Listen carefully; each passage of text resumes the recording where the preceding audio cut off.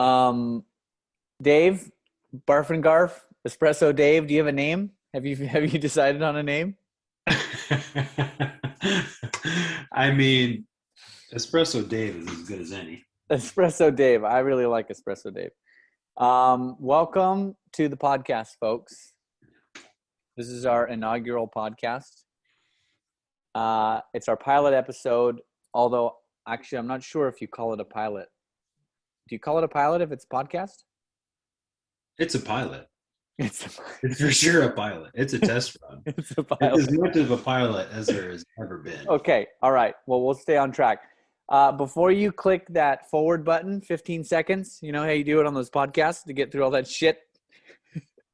Before you people do that, and you click it 8 times, I want to say a quick word about what our podcast is all about.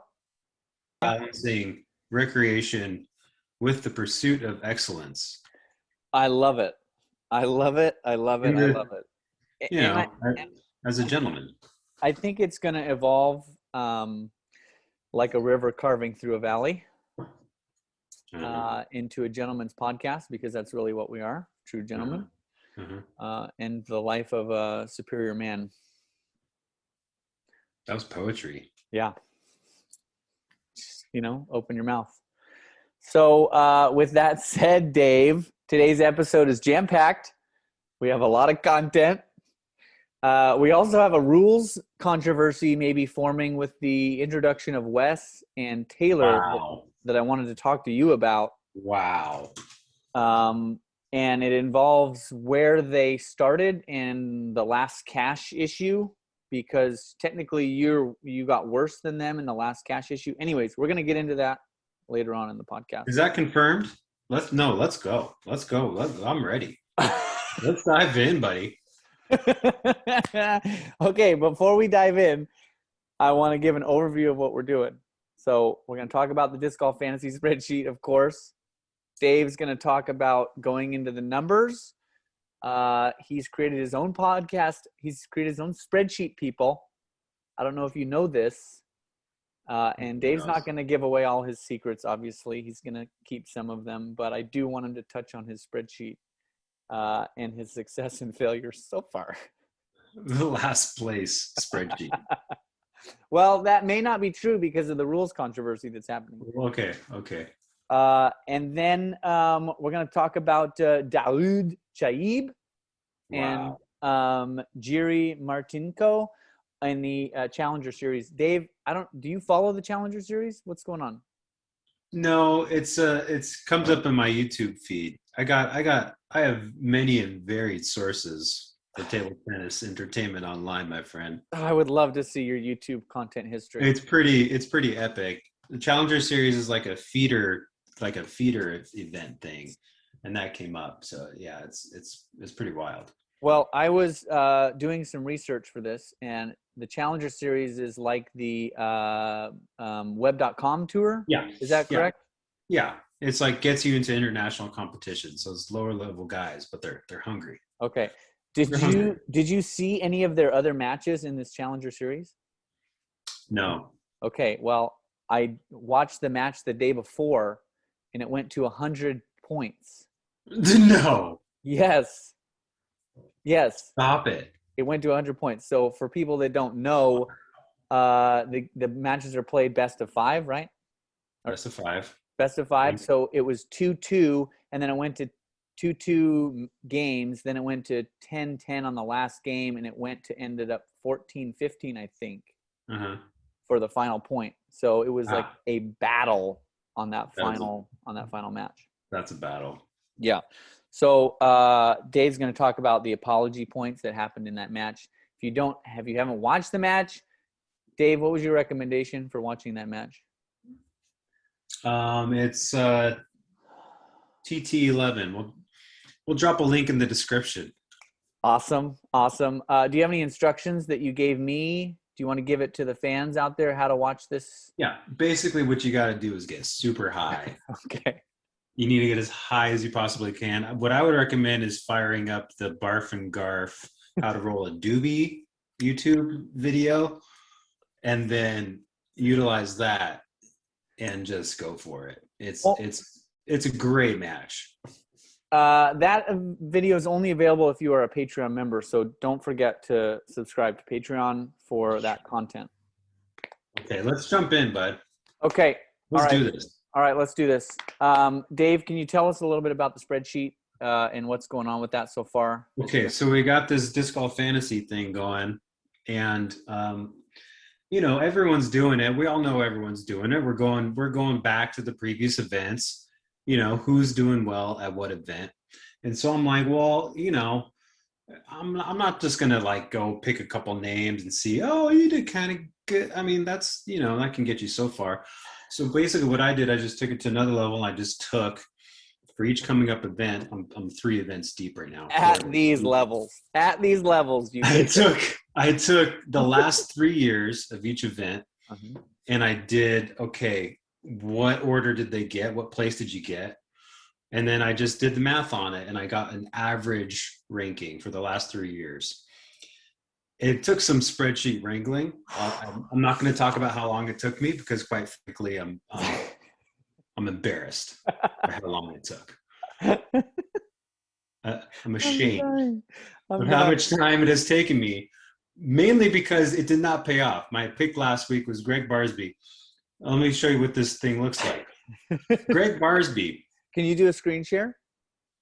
Yeah, we can do it. Can we do a screen share? I think we can. Oh, if you would enable screen sharing, we could do it. Okay, all right, there we go. Are you going to be using this for the Texas State Championships? Yeah. Okay. I am. Have you factored in that last year's Texas State Championships happened in October of 2020? Well, there's some. It's a little bit rough because there's some different courses involved. So we won't get too deep into that. Oh, can you see this? Oh yeah, I can see your spreadsheet. Oh, mama. So basically, these 3 columns are the ranking. Here's 2020. Cole Montgomery did good. Paul McGrath won it. Jeremy Coley won it. Then you basically just do this is all the average ranking, and then what you get are these 2 columns are the important ones. This is the sorted. So Paul McBeth, he averaged 2. Guess what? I'm not going to pick Paul McBeth for this because I want him for Worlds. Come on. You gotta get your big guys for the majors. So the whole idea with the spreadsheet is you find your gems. Who are the guys that you maybe wouldn't thought about picking, and you want to keep your big guys for the majors? So that's where I try to find. So look at this, Greg Barsby. Question: This we're looking at data for the Waco, right? This is for Waco, yeah. Okay, got it. Yeah, I'm not gonna, I know you're not. A subscription for the next ones. I know. So on paper, look, here's the thing. It's all theoretical. On paper, Greg Barsby should have done great, right? But what I didn't factor in was a couple things. One, when we talked about this, the wind. The wind. Yeah. How did he do so good here in previous years? It's always windy there. And his push putt thing killed him. And he moved to Texas, though. So he knows the wind. Exactly. So that's what I'm thinking. Are you sure it was the wind? Yeah, I don't know. I didn't dive into his stats. Well, when I talked to Kyle about this, he was saying that he shouldn't have picked James Conrad because James has new plastic and new putters, and throwing in the wind like that really messed him up. And I have a theory that MVP plastic is terrible in the wind, but we'll get into that later. Future podcast. Wow. Future podcast. Shots fired. So here's what happened. Here's why I should have picked Bradley Williams. Bradley Williams is here, but guess what? He didn't come up in my numbers because my data, if you don't do all 3 years, you end up in this little zone down here. Look at Cale LaVisca. Yeah, you wouldn't have picked Cale. Cale didn't show up because my numbers don't account for 2 years only. They've got to be all 3 years, which kind of made sense. You want as many data points as you can. Sure. But if Bradley Williams, I plugged in some numbers. I gave Bradley Williams his worst finish was like 25th. He would have come up at 16. Would have been a great pick. But anyway, so that's the spreadsheet. I think it'll be useful going forward for maybe those fringe weeks where you don't have a really clear horses for courses kind of guy. Well, 22 picks, you're gonna need to find those gems. Exactly. Yeah. Well, Taylor has already selected Bradley Williams for the Texas State Championships. He's locked and loaded. I mean, do we need to go there? Is this a live reveal of the numbers for Texas State's? I don't think you should reveal that. But You don't want it. You don't want to. if you want to do it for the boys, I don't even know what's on there. I've plugged in the numbers. I forgot who's on there. Wow. Well, there's so many things to factor in. Texas State's. I'll do it because there's 2 different courses, so it almost is irrelevant. Let's go. Let's see what's up. All right. Click on it. Look at this. I love it. Look who's first. He's done it. Oh, Taylor. Bradley Williams is first. This is for 2 courses, though. Do you know who I love? Mason Ford. Look at him, number 6. He's Mason 16th. Ford, 16th. Who is this guy? I don't know this guy. Tanner. I don't know. I've never heard of him. Emerson. Oh, a great pick. I don't know how he's been playing. Obviously there's something that this spreadsheet doesn't account for, which is form. What kind of form are they in coming into this? And then like weather conditions, like if it's windy or not. Are they a spin putter? And that's something I could think of. You could factor in. You could assign like a number, like how good are they at spin putting versus, someone can go nuts on this stuff. Well, and another thing, did you look at the forecast? Mm-mm. It's going to be heavy rain leading up to the tournament and possibly rain on Saturday and possibly rain showers on Sunday. It's supposed to be sunny on Friday. So might keep the wind down. The wind is going to be down, but who plays well in the rain? There's a lot of X factors here, man. There's a lot of X factors there. And this is the whole thing is like data versus intuition. And I don't know. You can't beat the Oracle. It's true. I'm just saying. You got a feeling, you got to write it. I think that the boys picked James Conrad a week too early because I don't know if you remember James Conrad playing in 2019 in the rain and winning, but he was soaked, drenched, and he was just crushing everyone. He probably looked like a wet ferret. Wet ferret. Like a marmot. I fucked you up, Lebowski. It's just like a marmot. Ay. Wow. Okay, well, we kind of did the preview of the Texas State Championship, which is really good because that's going to be good. The other person I wanted to talk about on there was Kyle Klein. He's been sneakily in there in every tournament. So, and he did very well last week as well. So he's young. The spreadsheet can't account for these young kids, He's young and dumb and full of cum, bro. He's ready to go. Yeah. So it's true. Anyways, I'm excited to see it. Okay, so within the same vein, Dave, I was looking at the spreadsheet and preparing for this. So the rules are if you finish as a here we go. Hold on, where we at? Here. If you finish, can you see this? Yeah. The rules are here somewhere at the bottom. I don't know where they are. If you finish no pick, do not finish, miscut, or disqualified, place is last cash. Yeah. Okay. But you did better than those people that did not finish or that there was no cut, but you got 78th. Okay. And last cash was 47. So they beat you by that many points. That doesn't make – I don't like that. I mean, I made a bad pick. Okay. I don't know what to tell you. I mean, everyone's kind of thereabouts. What's the leaderboard look like right now? Leaderboard check-in right now. Yeah, so that's fine. Oh, you put them at 100? They were at 100 points back because they were at 82. Okay. Oh, yeah, 100 points back. I'm fine with that. But okay, I just don't. If someone misses the cut, they get last place cash. But if someone else makes the cut and then gets, you know what I mean? Yeah. Is the cut every time last place cash? That I don't know. Usually there isn't a cut. There's not a. There usually isn't a cut. So. Okay. Well. Or if a guy gets injured, or. I think the miscut thing needs to be maybe. I know, but if I don't pick that week, I beat you. Yeah, I don't necessarily like that, I but don't either. So it's just something to think about. I don't know. We can put it to a vote, obviously, but I don't know what the solution would be. okay. Maybe, yeah, maybe. Well, we'll get it going All right. in another conversation. Okay. So I was trying to think on what to call this podcast, but it really is kind of like Kyle and I's program, Life of a Bogey Golfer, because the whole point of this is you don't want to live like a bogey golfer. You don't want to have your dirty clubs. You don't want to have your hole in your golf bag and your hole in your golf glove. You want to live life principally dedicated to your purpose, right?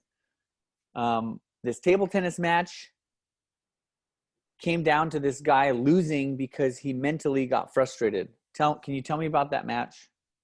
We need to look. Do we need to just go to the film?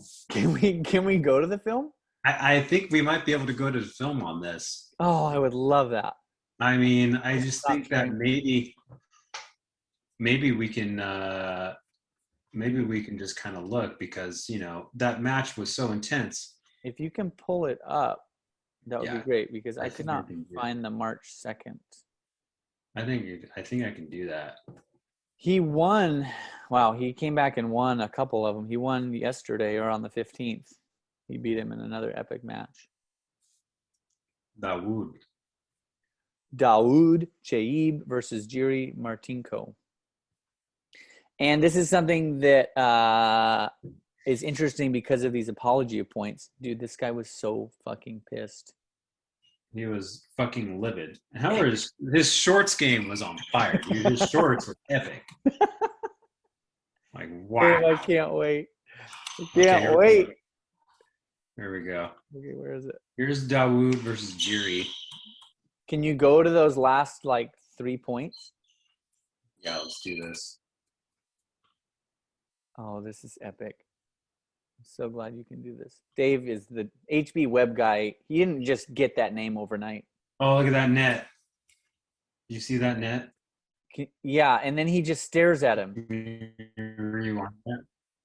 He's up 9-8 right now. Look at him. He gets an edge. Look at him staring. He just got an edge. And he dumps the serve. He's done. He's done, he's pissed. Yeah. Look at that. Oh.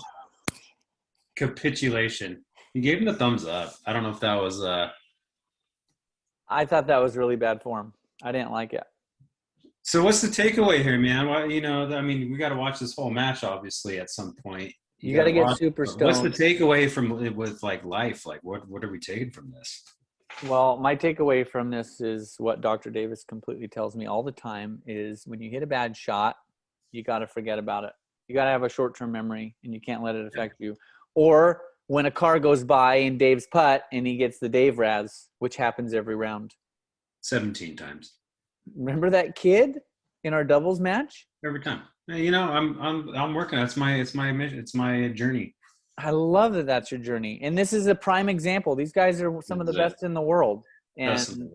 And he's had so many of those apology points in his life and career, and yet it still affects him like that. Still gets him. Unreal. Let's bring in Dr. Davis to talk about it and talk about his mental game. Dr. Davis's corner. Can we do that? Yeah, can we get him on here? Let's get him on. Okay. Hop on here, Dr. Davis. I just texted him. Hopefully he can jump on. Did you let him know? No. I told him it was going to be about 8:20.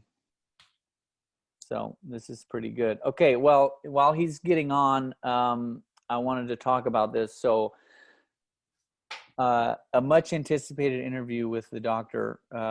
One is how he performed brain surgery on Half Moon Bay. And so Kyle and I talked about this on the way to his golf round, how the greens were punched. Oh. And we were kind of mentally trying to work through that about how that's going to affect his round. But he did a great job. Oh, here he is. Dr. Davis in the house. Dr. Davis. Can you hear me? Yeah. Yeah, buddy. Loud and clear, bro. Whoa, you're in the red room. I'm in the red room tonight. Love it. Nicely done. There's been a lot of sex in that red room. For those of you who don't know. This is the living room, yeah. Yeah. Yeah, it is. Not the bedroom, but probably still true. That's on another level. Okay. Dr. Davis, thank you for joining us. This is like the interview that everyone has been wanting to know. Like our phones have been, we all have group chats, but the group chat without Kyle on it is just firing because obviously he's out of the Bumble game and everyone wants to know why. But before we do that, Dave's going to talk to you, and because we all want to know how your round went at Half Moon Bay. You mentioned to me that it was some of the best ball striking of your life. So, Dave, take it away. I think you followed that up at Seascape too. Yes, sir. What's going on right now? What's going on in your body? Is it physical? Is it mental? And Passy, I probably hit the ball better at Passy. I didn't make a putt. Wow. Alistair I don't know. McKenzie's a bitch. Just kind of being more creative with the ball, like moving it a little more right to left and left to right and flighting it. And I think my swing thought has been just good tempo and staring at the ball as long as possible. Wow. And that's really helped my ball striking. What? I would have thought your swing thought would be like, wow, I'm in a relationship now. I mean, is that why I'm a bogey golfer? I mean, when you're in the honeymoon period, you tend to golf really well. You just Tell me are about like it. happy. The weather's always good. It's just putts are falling in. You get good breaks. That's just been in the honeymoon period. So I'm taking advantage of it. Wow. Masters Cup cannot come soon enough. No, it can't. It cannot come soon enough. How can you can that translate to the disc golf course, do you think? I think definitely the tempo part and kind of swinging freely, staying in your swing thought, not getting too upset, especially at De La, of stuff rolling away. You're just like, hey, I'm in love. It's okay. Wow. What? Tell us a little bit about the hometown date. We all want to know. I am in love. It's okay. Lori. That should be a bumper sticker. Wow. I just hit the Anaconda route and I lost my bet, my favorite putter. I'm okay. I got Blackie, okay. And we're gonna win this thing. Wow. And this will be the first year that you're playing in the upper division. So you really want that trophy. I want a trophy. And, at the St. Patty's tournament that I didn't get into, the Masters guy actually won the amateur division too by a stroke. So I don't know. That kind of scares me going into the Masters Cup, but I think that might just help me practice more or motivate me to do better. So, hey, it's not a retirement league, my friend. No, it's not, especially not now with how popular the sport is. Those guys are so good. Especially at De La. Yeah. Wow. And, I got to compete against Nick, so there's that. Oh, has he even been playing? I have not even gotten that guy out for disc golf at all. Nick, what the hell? He's got work and school and kids and a wife, and those are things I don't totally have. So I have the advantage there. Not yet. Sounds like you're getting very close to a wife. Yeah, a wife is similar to like having a girlfriend if you don't have kids, right? No. Okay. No. I've never been married, so I don't know. Hometown date. It is up for debate. The jury's out. The jury's still out. Marriage has been a thing for like thousands of years and still up for debate. That is true. And still not a very good track record. No. It's like, why don't you get in this car? 50% chance you might die, but you could still get in the car. Yeah, pedal to the metal. Live in the fast lane. Wow. 0 to 100 miles an hour, Kyle Davis. Well, hey, man, ride that train. It's so good. Life is so good. And Rory, I know we've talked about it. Like, life's been good for a while now. We keep going like, wow, are we just going to go here? Because we've been Doing Such good. a I good, mean, such a good run. I know the pandemic's been hard for everyone in different ways, but all things considered, we're on such a good run right now. It's just unbelievable. Such a And good run. Dave, things are about to start opening up. People are getting vaccinated. It's only a matter of time before we're out. Beer 30 Table Tennis Club opening back up, for example. I'm the primary sponsor of this podcast, which is phenomenal. I like really it. That's is. a good shout out. It's a good name drop. Can't believe we didn't give him a shout out at the top of the show. I blame our host Rory for that. Rory, I have a question for you. I was trying to get everybody engaged. Yeah. What's been your swing thought as of late on the golf course that's been working for you? You know, move your hands forward, don't do in the slot, fast tempo, come down, get your elbow in as you're going through, fire All your 7 hip. of them. All of them. Swing thoughts. You asked what my swing thoughts were. Do you think, okay, on a seriously, are guys on PGA Tour, what's going through their head when they're teeing the ball up? Do they all have a thing? Like, do they all have a thing? I mean, take away, you know, Dustin Johnson, the caveman, like whatever. We know nothing's going through that guy's head. Everyone else. Hit ball. I'm talking about everyone else. Everyone else.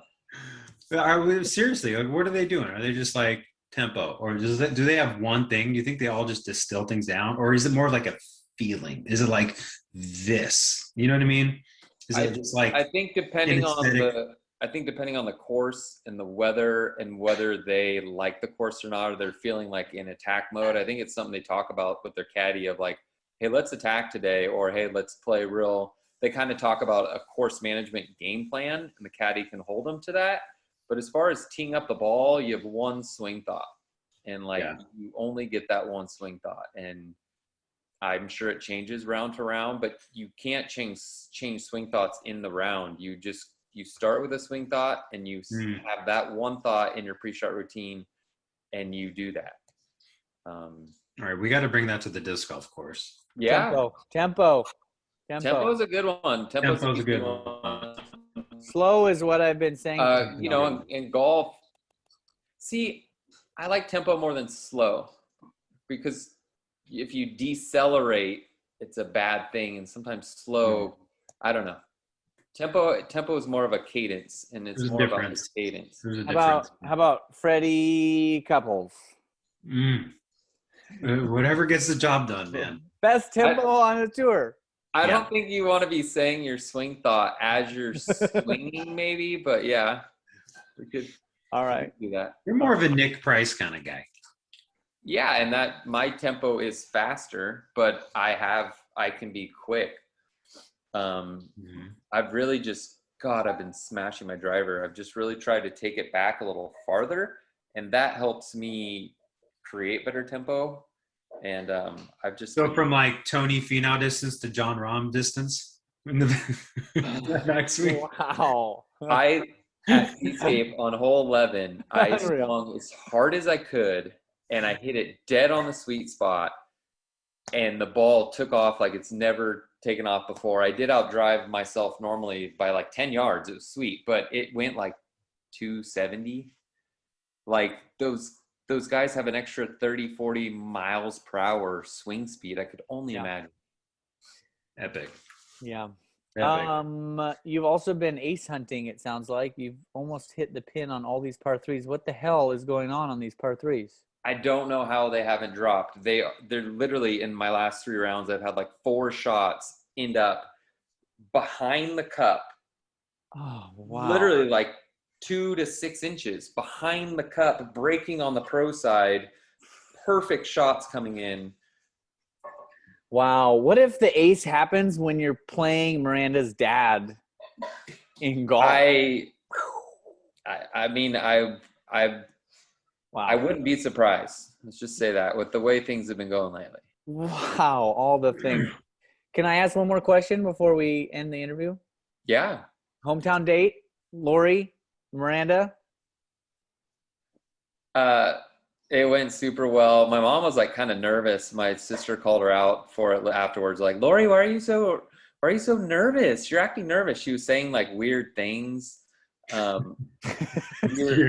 We were talking about Free Britney and that whole documentary because my sister had seen it, and my mom's like, "Oh, it's like Free Willy, but Free Britney," and we're like, "What, Mom?" Like, it's so weird, but we all just laughed it off. Why was she so nervous? Had you told your mom, like, "Hey, I met this person"? Like, could she hear it in your voice, the excitement, or what? Yeah, I think she knows that I'm really happy and that Miranda means a lot to me. And yeah, so she was the nervous one. Everyone else was super great. My dad obviously really loved her, and everyone did. So wow, far out. Yeah, happy guy. All right. Well, Kyle, we're gonna have you on as in Kyle's Corner, a regular segment because the people love you. Obviously, you're all over the comments. I'm here. Wow, unreal. I'm here, and I'm an open book. Can we say some final thoughts? I wanted to give a plug for Simon Lazotte's commentary. His companion commentary on the Disc Golf Network is next level. It's exactly what disc golf needs. Really? If you're watching the live content, you can go to his page and watch him. Or you can watch him on the live feed afterwards on his YouTube. I think he had it. And he can mute Nate Doss and everyone else, and he can talk over them on the live coverage, or he can unmute them at times and listen to their commentary. Wow. So he's providing like a whole nother level of experience about, number one, the players and how they're thinking, and like each putt, even like this putt is downhill. It's more downhill than you think. And those guys aren't even coming close to talking about that commentary. I love that. But isn't he playing in the tournament? So does he just get back on after? Or? He's injured right now. Yeah, Simon's not playing right now. Yep. So good thing I didn't pick him in the fantasy. I was thinking that someone's going to pick someone that has an off week or something. Wow. Well, we'll see how it goes. All right, boys. Thanks a lot for doing this. And I think we got to get some comments from the boys about what we want to hear on the podcast coming up. Yeah. Topics to talk about. I really want to get into disc golf commentary and what they can learn from the PGA Tour. Yeah, a great topic for next time. Oh, yes, please. That's a can of worms, man. Well, it sounds like Taylor also has some opinions about. We got to get Taylor on about Nate Doss. Taylor have opinions? No. He's gonna rip apart my spreadsheet. Like, what are you doing? Hold my beer. Wes is gonna have an interview as well before the Masters Cup about his 2011 win and his tips for succeeding at the Masters Cup. Oh, it's funny you say Wes. I was going to share a text he just sent me about 20 minutes ago, if that's okay. Yes, please. Kyle, what did we do before internet dating? ? Next text. My 2-woman setup ran its course. ... Downloaded Bumble for the first time today. Making out with a cute 27-year-old 2 hours later.